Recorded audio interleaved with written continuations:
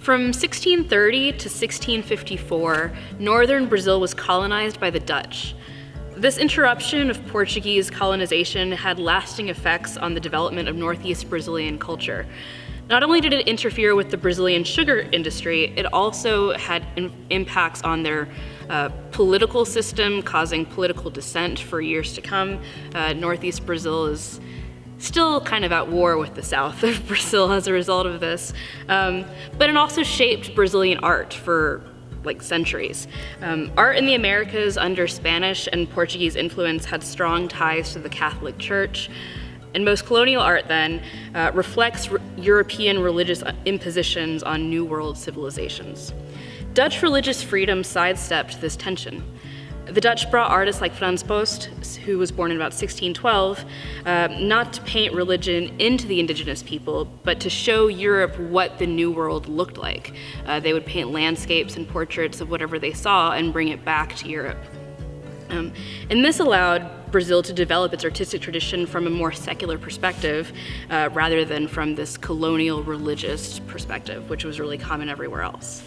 Of course, Frans Post's work was still Brazil through the lens of a European colonizer, so it still has some problematic results. The native populations were still seen as inferior. The landscape was still something to be feared.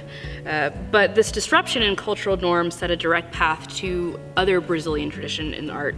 And artists like my grandfather, José Cláudio, participated in an expedition himself to the Amazon in 1975. He joined a group of scientists who were going to study the flora and fauna of the Amazon rainforest.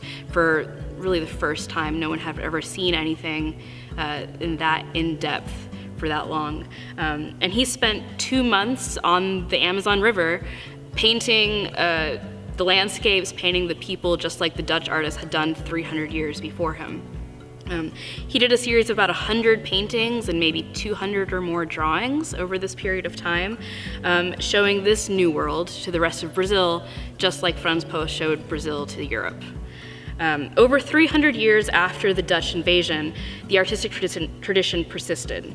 The execution shifted, the artists changed, the world changed, but the beauty remained. The spirit of adventure is crucial to moving art and culture forward. But moving forward doesn't mean destroying the past. It requires discernment to understand what to keep and what to reject. As we move forward through art history, we look back to the old masters, but we always strive to make something new.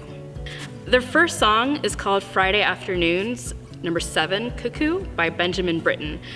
This song really sets the tone, I think, for what the book is all about.